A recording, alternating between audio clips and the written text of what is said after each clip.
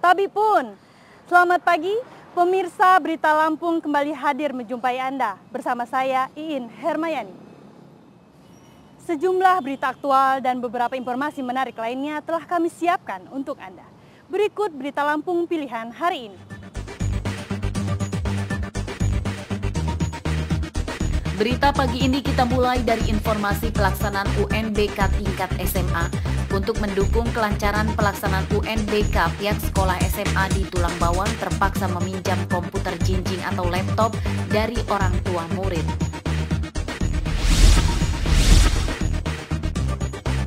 Sidang pengusutan kasus korupsi di Dinas PUPR dan pencucian uang dengan terdakwa Bupati Lampung Selatan nonaktif Zainuddin Hasan menangis di kursi pesakitan saat mendengar pembacaan tuntutan 15 tahun penjara dan mengembalikan uang 66 miliar rupiah.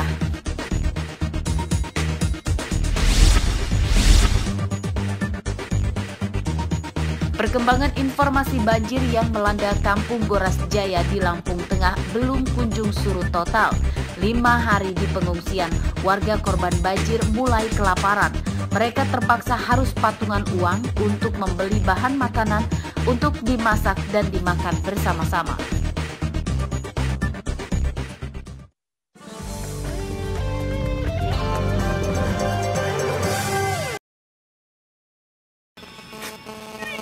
Pelaksanaan ujian nasional berbasis komputer atau UNBK tingkat SMA di Lampung berjalan lancar.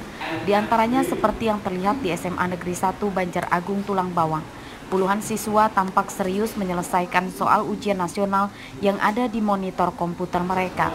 Di SMA Negeri 1 Banjar Agung Tulang Bawang tercatat sebanyak 271 siswa sebagai peserta UNBK di awal tahun 2019 ini.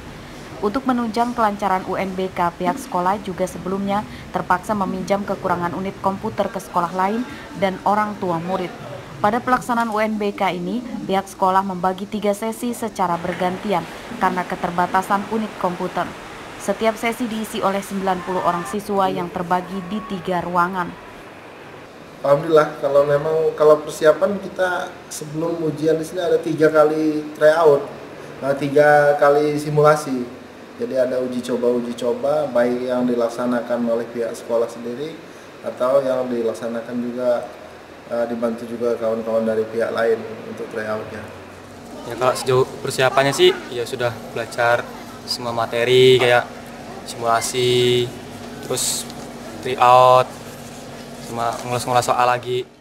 Pada hari pelaksanaan UNBK, para siswa SMA menyelesaikan ujian dengan mata pelajaran Bahasa Indonesia yang akan diteruskan dengan mata pelajaran Matematika dan Selasa hari ini. Pada hari pelaksanaan UNBK, para siswa SMA menyelesaikan ujian dengan mata pelajaran Bahasa Indonesia yang akan diteruskan dengan mata pelajaran Matematika pada Selasa hari ini. Mustaqim melaporkan dari Tulang Bawang.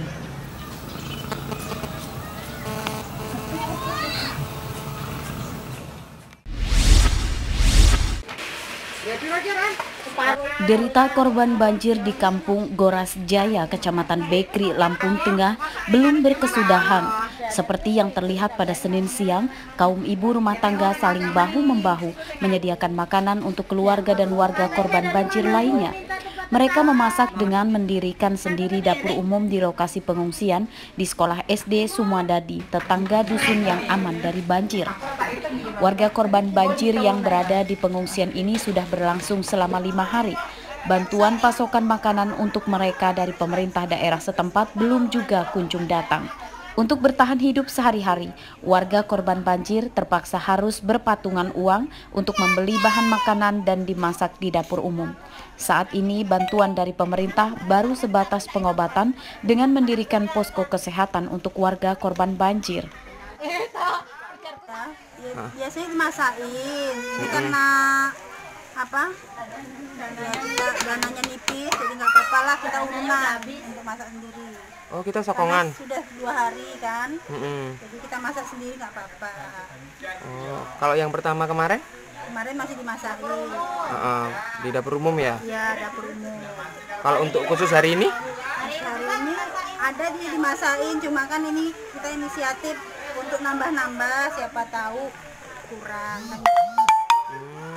Nah, untuk kitanya sendiri biaya ini sokongan atau seperti Iya, apa? sokongan. Iya. Memasuki hari kelima, kondisi banjir di Kampung Goras Jaya, Kecamatan Bekri, Lampung Tengah belum sepenuhnya surut. Tanggul Sungai Waitipo yang jebol kini masih dalam penanganan perbaikan oleh Pemda setempat.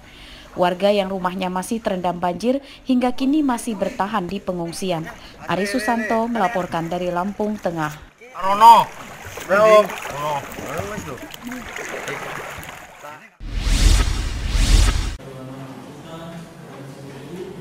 Sidang pengusutan kasus korupsi di Dinas PUPR Lampung Selatan yang dibongkar oleh KPK Senin siang kembali digelar di Pengadilan Negeri Tanjung Karang, Bandar Lampung.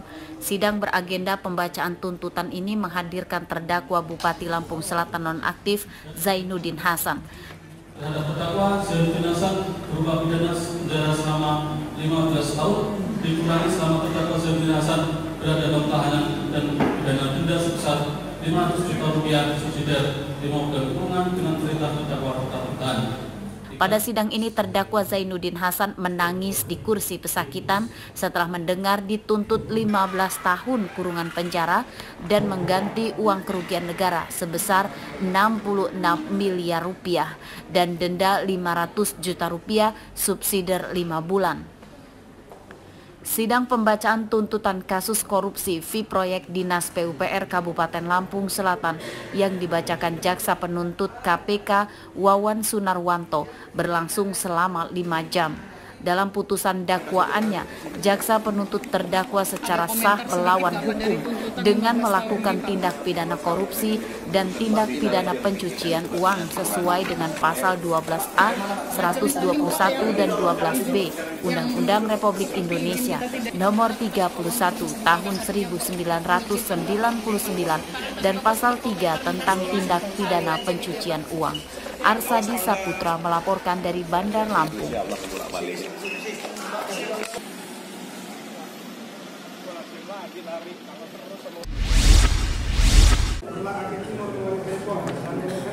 Pengadilan Negeri Tanjung Karang, Bandar Lampung, Senin siang memvonis hukuman mati kepada salah satu terdakwa yang terlibat dalam kasus penyalahgunaan narkotika. Terdakwa atas nama Ahmada Afan, berusia 43 tahun, warga Lansa, Aceh Timur. Pada sidang yang dipimpin oleh Ketua Hakim Nirmala Dewita menyebutkan, terdakwa terbukti menjadi kurir narkoba sabu-sabu dengan barang bukti 6 kg. Jatuhkan pidana kepada terdakwa, oleh karena itu dengan pidana mati. Vonis hukuman mati kepada terdakwa kurir narkoba ini lebih berat dari permintaan jaksa yang menuntut hukuman seumur hidup. Klien dianggap hanya berperan sebagai kurir untuk pekerjaan mencari nafkah, menghidupi keluarganya dan bukan berperan sebagai bandar narkoba. Di sini kami sebagai PH coba untuk pikir-pikir atau banding. Belum menentukan sikap, Bang? Belum menentukan sikap sama sekali karena ini menyangkut hati nurani kan ya. Artinya perlu dipertimbangkan lah. Artinya dengan beratnya pun perkara yang lebih besar pun lebih banyak artinya daripada dibandingkan ini, tapi mungkin karena kurang mempertimbangkan tadi tidak pakai hati nurani tadi. Terdakwa Ahmad Afan ditangkap bersama 2 orang rekannya oleh petugas BNNP Lampung pada Agustus 2018 lalu. 2 rekan terdakwa bernama Munjir Buce dan Mainur Jainal sudah divonis lebih awal oleh majelis hakim dengan hukuman seumur hidup. Pada penangkapan ketiga kurir narkoba itu, BNNP Lampung berhasil menyita barang bukti 6 kg sabu-sabu. Robi Laste melaporkan dari Bandar Lampung.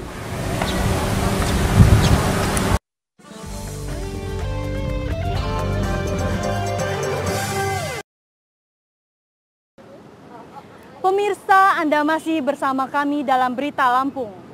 Bagi Anda yang baru bergabung, berikut Berita Lampung pilihan hari ini. Berita pagi ini kita mulai dari informasi pelaksanaan UNBK tingkat SMA. Untuk mendukung kelancaran pelaksanaan UNBK, pihak sekolah SMA di Tulang Bawang terpaksa meminjam komputer jinjing atau laptop dari orang tua murid.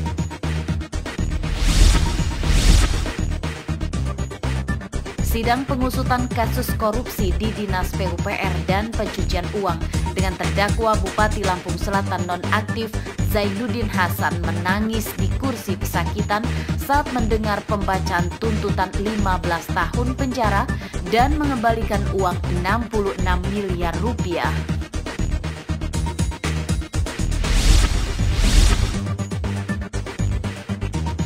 Perkembangan informasi banjir yang melanda Kampung Goras Jaya di Lampung Tengah belum kunjung surut total. 5 hari di pengungsian, warga korban banjir mulai kelaparan. Mereka terpaksa harus patungan uang untuk membeli bahan makanan untuk dimasak dan dimakan bersama-sama.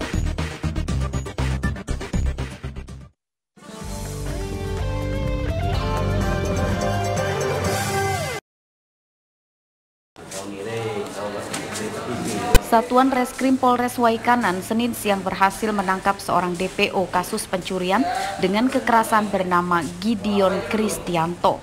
Pelaku ditangkap saat pulang ke rumahnya di Kampung Kalipapan, Kecamatan Negeri Agung Waikanan setelah sempat kabur selama hampir 3 tahun. Saat diperiksa polisi, pria bertato di lengan kirinya ini mengaku sempat lama bersembunyi dari kejaran polisi di wilayah Kalianda, Lampung Selatan.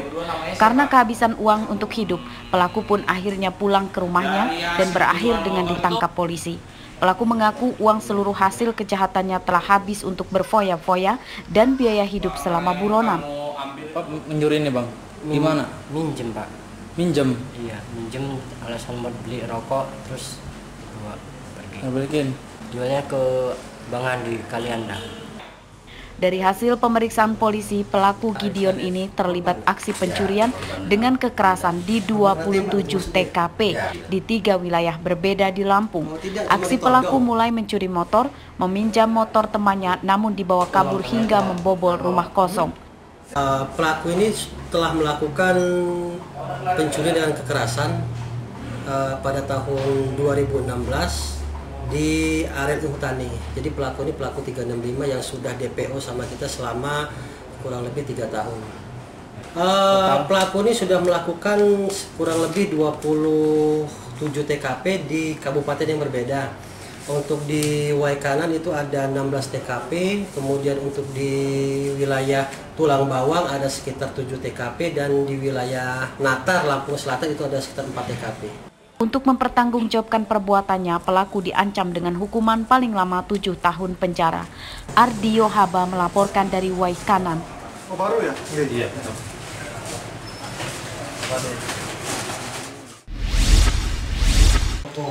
Pemuda, pelajar, UKP.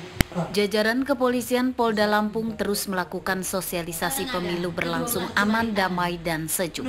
Senin siang giliran Kabupaten Lampung Selatan yang dituju Polda Lampung. Sosialisasi pemilu damai ini dipusatkan di salah satu hotel di kawasan wisata pantai di Kalianda, Lampung Selatan dengan menggandeng pihak penyelenggara pemilu dari KPU dan Bawaslu. Wakapolda Lampung Brigjen Teddy Minahasa mengatakan jelang hari pemilu pihaknya terus menaikkan intensitas sosialisasi ke sejumlah daerah yang dianggap berpotensi rawan konflik. Para peserta yang hadir juga diminta untuk mendeklarasikan diri menjaga pemilu berlangsung aman dan kondusif. Transportasi perairan.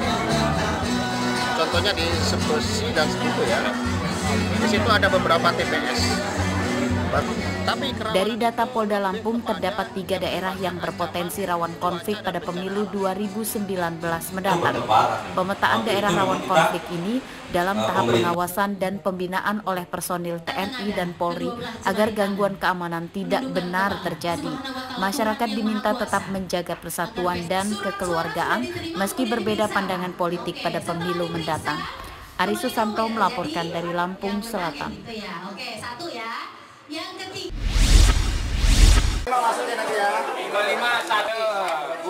Inilah wajah-wajah kegembiraan para peserta CPNS 2018 yang lulus dan diterima sebagai pegawai negeri sipil di lingkungan Pemkot Bandar Lampung. Senin siang, mereka yang lulus seleksi CPNS resmi menerima SK yang dibagikan secara simbolis oleh Wali Kota Bandar Lampung, Herman HN, di Gedung Sumergo, Bandar Lampung. Formasi yang diterima pada tahun 2018 lalu berisi format umum, khusus, dan eks tenaga honorer kategori 2. Dari total CPNS formasi 2018 yang diterima di pemerintah Kota Bandar Lampung sebanyak 428 orang, yang terdiri dari formasi tenaga kesehatan sebanyak 180 orang, formasi guru sebanyak 218 orang, dan sisanya 30 orang dari tenaga honorer K2. Jangan mentang-mentang adik-adik yang diangkat jadi pegawai negeri sipil semua maunya. Karena ada yang punya atasan, punya pimpinan. Pimpinan tak dengar tegur juga. Kalau pimpinannya tak benar, ditegur dia marah-marah, lawan saja. Mereka yang mendapatkan SK Pegawai Negeri Sipil hari ini merupakan para pendaftar yang lulus seleksi CPNS dari hasil rekrutmen pada bulan Oktober 2018 kemarin. Kemendagri telah membuka pendaftaran CPNS yang diperuntukkan bagi beberapa pemerintahan di Indonesia, termasuk Pemkot Bandar Lampung yang mendapatkan jatah 425 orang yang didapatkan dari hasil seleksi dengan jumlah pendaftar sebanyak 5.550 orang. Jeffrey Arifin melaporkan dari Bandar Lampung.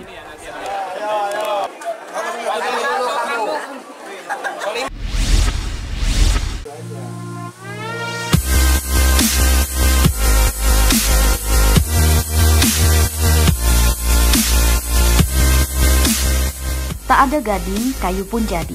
Mungkin peribahasa perumpamaan yang akrab kita dengar ini justru adalah kondisi sebenarnya. Ya, ketika tidak ada gading, pipa rokok pun kini dibuat dari kayu. Meski berbahan kayu, namun mulai dari bentuknya pun justru tidak kalah dengan pipa rokok berbahan gading gajah. Pipa rokok dari kayu kini sedang menjadi buah bibir di kalangan kaum pria, khususnya mereka pecandu rokok. Salah satu pengrajin pipa rokok dari kayu adalah bernama Ramli, warga Jagabaya 1, Kelurahan Waihalim, Bandar Lampung. Pembuatan pipa rokok dari kayu sebenarnya tidak terlalu rumit, namun harus memerlukan ketelitian dan kesabaran tingkat tinggi. Proses pembuatannya mempersiapkan bahan kayu sesuai dengan ukuran yang diinginkan. Setelah terbentuk, kemudian dilanjutkan dengan proses amplas atau penghalusan. Proses terakhir adalah pengeboran atau melubangi pipa kayu dengan mesin bor. Kurang lebih sudah 3 tahun.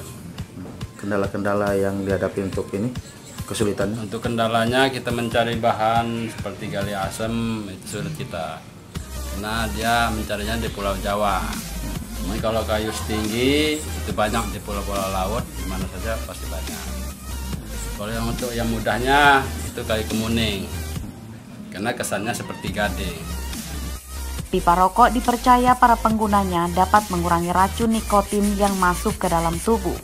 Ketika pipa rokok dari gading gajah dianggap ilegal dan berpengaruh pada harga yang mahal, maka pipa kayu menjadi pilihan para pecandunya.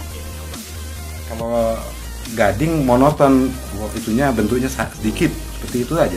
Tapi kalau ini saya hobi ngoleksinya karena saya ngambil keunikan kayu-kayunya, model-modelnya gitu. Enak dibentuk ini saya tinggal pesan aja. Untuk pipa rokok dari kayu ini pada umumnya menggunakan kayu puluhan jenis kayu asem, kayu santigi, dan kayu kemuning. Untuk jenis 3 kayu ini dipatok harga Rp20.000 sampai Rp30.000 per sentimeter. Sementara untuk kayu jenis lainnya lebih murah di kisaran Rp20.000 per sentimeternya. Robi Laste melaporkan dari Bandar Lampung.